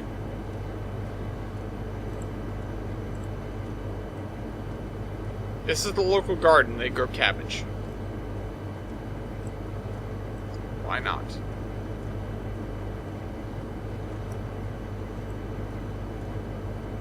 What even is cabbage?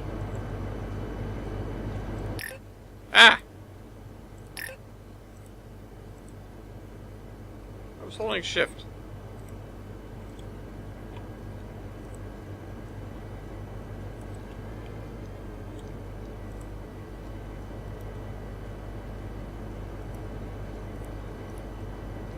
Give me this.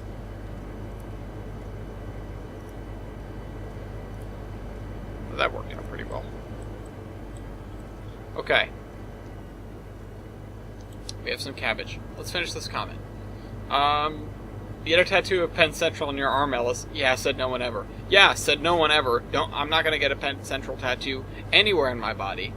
And I really wouldn't, you know, get a tattoo in the first place. You drink coffee when it's hot out and when it's cold. And yes, you drink it when it's like 20 below outside. Because you gotta wake up even though you might freeze, but hey, you're awake. Yeah, well, you know what? Maybe you could just wake up. I don't know. I don't do coffee. I am so far from the expert on coffee.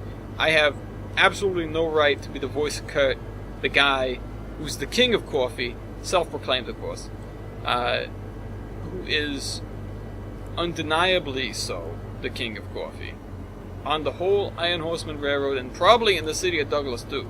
Because, I mean, who's going to dispute this? Nobody's going to dispute that. If you need two things. One, good advice on good coffee, or good advice on a good relationship, you can come and talk to Kurt. Abso-freaking-lutely.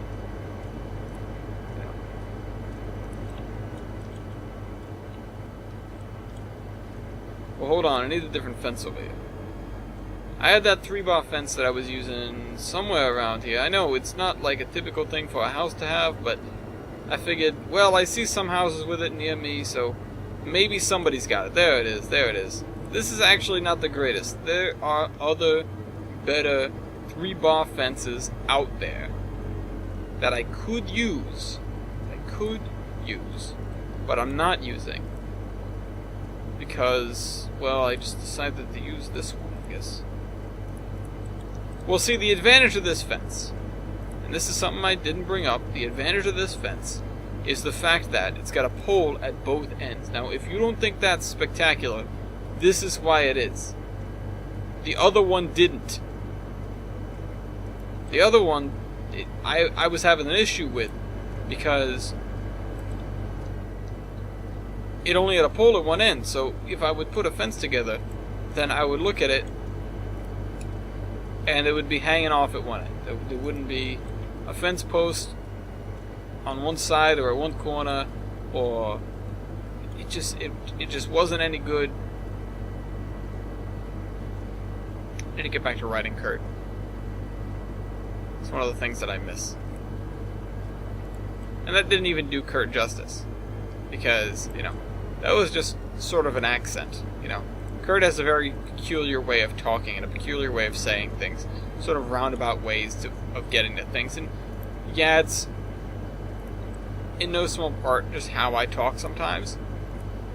But, I can change that up for different characters.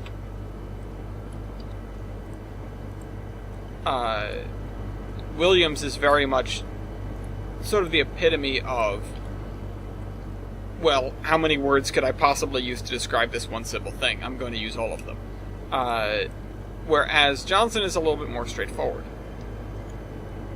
He's also a little bit more sarcastic than Williams. Williams is not very sarcastic. Kurt is very sarcastic. Anyway, to finish off Eister's comment. So Santa Claus steals, and his wife is a hoe, while the reindeer trip balls on whatever they're eating, and yet we still somehow get presents under our trees each year. Well, Santa Claus be doing Santa Claus things.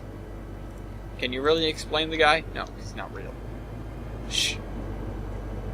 I didn't say that. Honestly, if you want something real funny on Santa Claus, this is the Rage Quit on, oh god, what is the game? I don't remember what it's called. Santa something. I don't know, it's this game. It's a Rage Quit. Michael plays it. He's Santa. He's got to deliver presents. He's got to, sneak through the traps and stuff to deliver presents. And dogs. And people with shotguns guarding their houses. Yeah, America.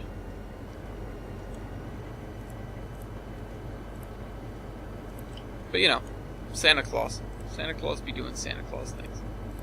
I don't think, is Mrs. Claus really a hoe? Is she, banging all the elves? Is that, canon? Santa Claus canon? Typically, you don't think of Mrs. Claus as a beautiful woman, I'll say that much. She's usually just about as rotund as the big man himself is. Big man being rather literal here. And I'm talking about Clarence Clements.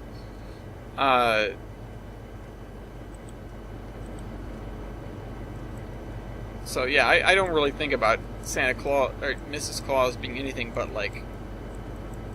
a what the hell would be the word? I mean, she's just like a homemaker, She's a sweet woman. I wouldn't say that she's a hoe. I feel like it's too much to say that she's a hoe. She's not like a thought, Or whatever that hoe at the North Pole would be. I'm not going to try and figure it out. You guys can if you want to. I'm not going to bother. Let's get some fence. Fence. This is what kids need. Wire fence. Razor wire. That'll teach those dumb kids. How about a sheep fence?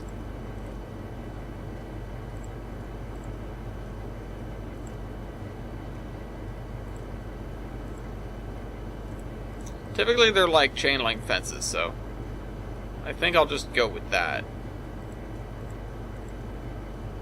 Definitely an industrial fence with barbed wire.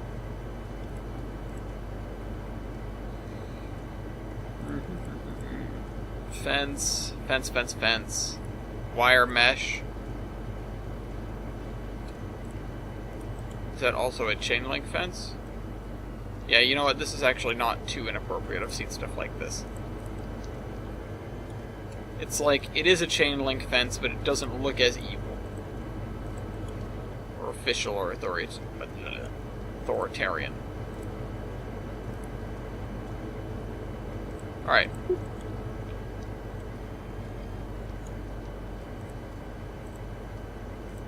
Apparently somebody's Florida Man horoscope changed. Madison brought that up. Maybe I'm not sure if she brought it up last episode. But she looks these things because she's Madison. And I love her for it. Her and I are going up to a place in New Hampshire this coming weekend, which this will almost undoubtedly be recorded, or not recorded. This will almost undoubtedly be uploaded after that happens. But, let's see. Is this? Oh. Oh! Nah. Oh, wow. She could fit all this in here, but this area is square, and this... Well, this thing is square, and the area is not.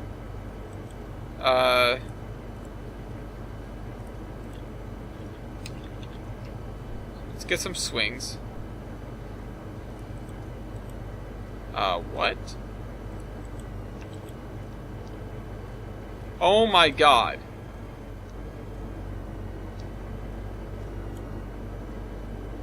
And they swing, too. Oh, how cool is that? Alright, anyway.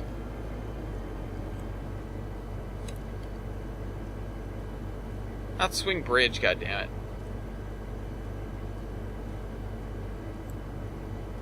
Porch swing. Nah. Alright, well, I guess we're going with that. See, that thing that I just had was made up of different things. I know it was.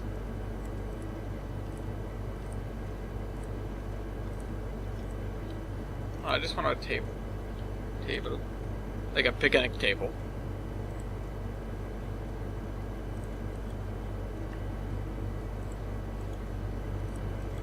Yeah, okay, let's do that. Farm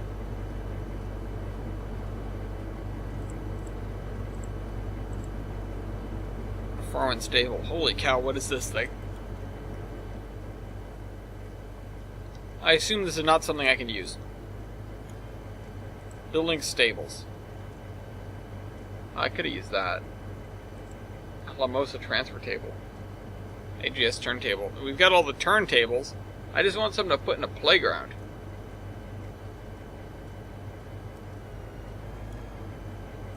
How about play? Oh, play gym. Ah, there we go. We got something good with this. It's one of these it's one of these slides that will make you hate life on a hot summer day. And yeah, I'm saying it because it's a meme, but it's still true. It's still really true. Okay, so we got some basics here.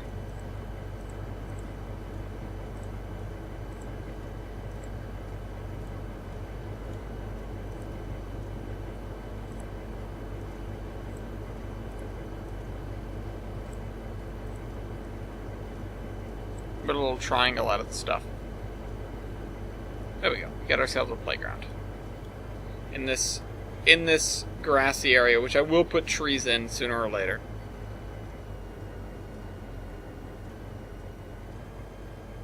Yeah, one of the other things I did when I sorted out that other area down the way, or that crossing that I was talking about. One of the things that I did when I sorted that out was I programmed a third trolley. At least with the on-loop thing. Like I said, it's just a placeholder for the most part because the actual amount of commands that it's going to take to operate the trolley is absolutely immense. And hopefully I can write some sort of thing down that will help me program them. But they are probably the only thing on the line that I can currently program for their entire 24-hour cycle.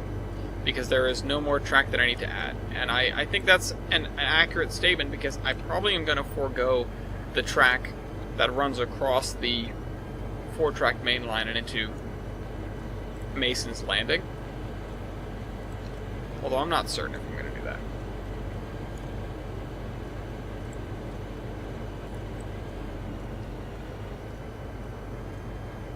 Actually, no, you know what? I know which trolleys I'll do that with. The reason I was so hesitant on that is because it just seems like if you've got trolleys that are running the whole loop, you know, sending them down there just doesn't make a lot of sense. Unless one of them will, and one of them won't, because I do have two. I didn't really plan for that to be a thing that happened, though.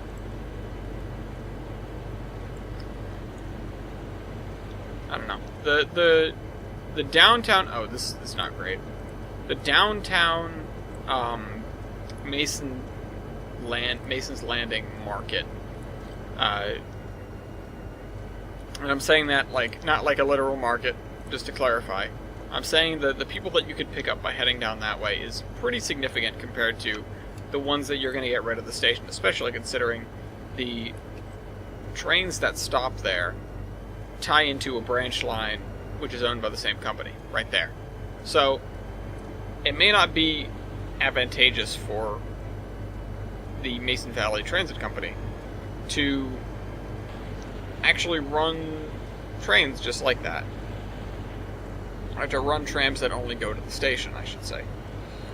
So, I don't know. I'm going back and forth on what the best course of action here is, what they would probably do, and also what is going to keep me sane, most likely. Because one of the biggest reasons for not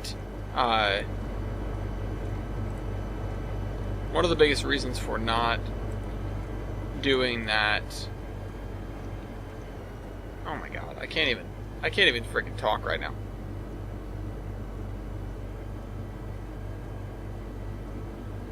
One of the biggest reasons for not building that crossing is that it would then entail a very, very complicated ATLS crossing. Like an immensely complicated ATLS crossing. And I am not sure that I'm up for that. It would be a huge undertaking for me, and I'm not even sure if ATLS can handle it.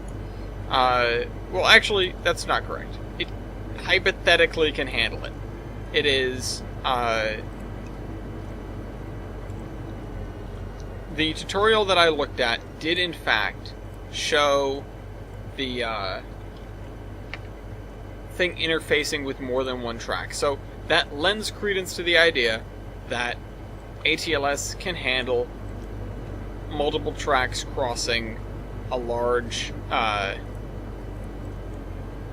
crossing like that. And it's going to be 2 tracks on the tram side and 4 tracks on the railroad side, and also the road, which, you know, that's small potatoes comparatively, but still something to, like, keep an eye out for, you know? Still something that can get screwed up. Although the road is fairly simple.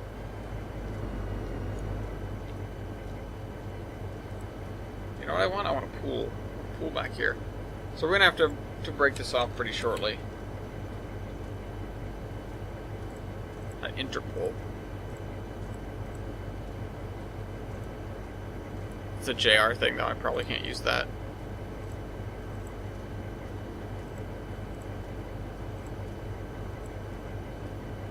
More like a small commercial pool.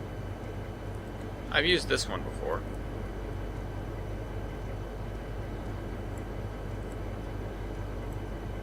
Here, let's flatten this area.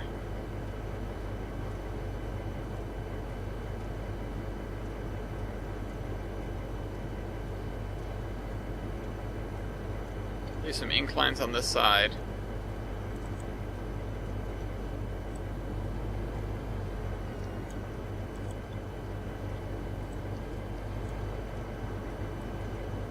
We do have to get this side, just get it up to the level of the entrance to the thing. And we're probably also going to want a little building here.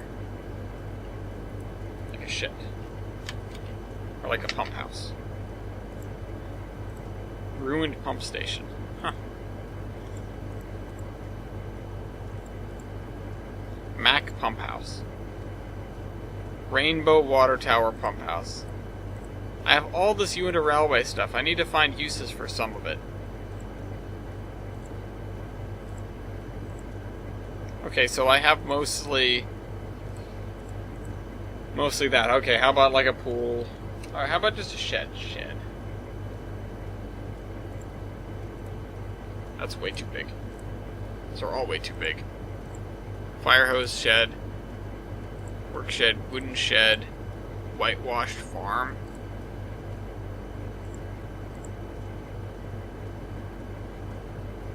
That's cute, but not helpful.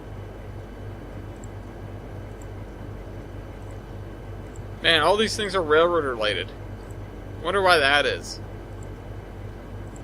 Those look cool. I thought it said small shed and then smaller shed.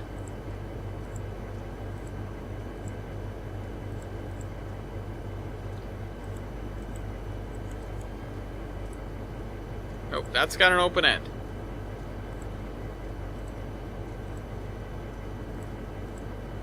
I really could use just like a shed that goes in somebody's backyard. Holy cow, why is it this difficult?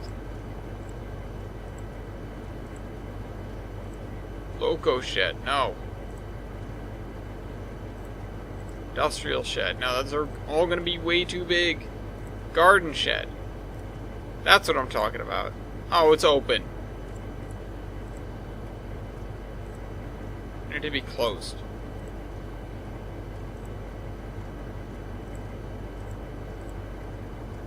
Also, those other things were garbage. Just throwing it out there. Although, you know what? This is fine.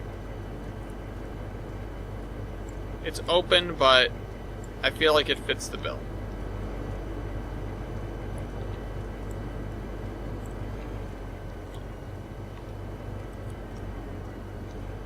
We will sort the rest of this out at a future date and continue on with the city of Mason Valley. Hope you guys enjoyed this video, and I will see you next week. Train Man out.